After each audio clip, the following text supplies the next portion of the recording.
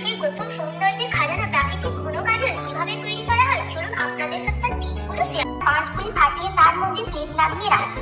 সুগন্ধি দ্রব্যের জন্য আমরা চিড়ে গাছে আঁক কেটে সেখানে ঝিনুকের খোল লাগিয়ে রাখি।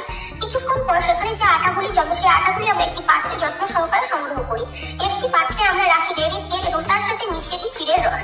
মিশ্রণটি ছোট ছোট পাত্রে ভরে প্রতিটি পাত্রে বাতি জ্বালিয়ে দিই।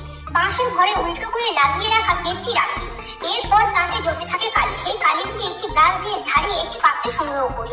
তারপর কালিগুলি পরিষ্কার জলে মিশিয়ে ছাঁকনি দিয়ে ছেঁকে রাখি এবং কালিগুলি রেখে দিই একদিনের জন্য, যাতে অশুদ্ধিগুলি নিচে নেমে যায়। তারপর কালিতে মেশাই মধু, কস্তুরী, সোনার গুঁড়ো, শিংলাম করে নিই। মেশানো হয়ে গেলে হাতে সরিষার তেল মেখে একটি ভারী জিনিস দিয়ে জোরে জোরে বেড়াই, যতক্ষণ না তা হয়ে ওঠে মাখনের মতো নরম। শেষে শামুক বা ঝিনুক কেটে পরিষ্কার করে দাঁতে লাগানো হয় রূপালি ছোট মুক্ত আর রঙিন পাথর। এরপর এতে ভরে দেওয়া হয় আমাদের 100% প্রাকৃতিক সুগন্ধি কাজল। এই কাজল কেবল চোখকে ভালো রাখে না, চোখে এনে দেয় শীতলতা, প্রবল উজ্জ্বলতা। এই কাজল কে কে ব্যবহার করতে চান প্লিজ কমেন্টে জানান, আর সাবস্ক্রাইব করে পাহাড়ি পরিবারের সদস্য হয়ে যান।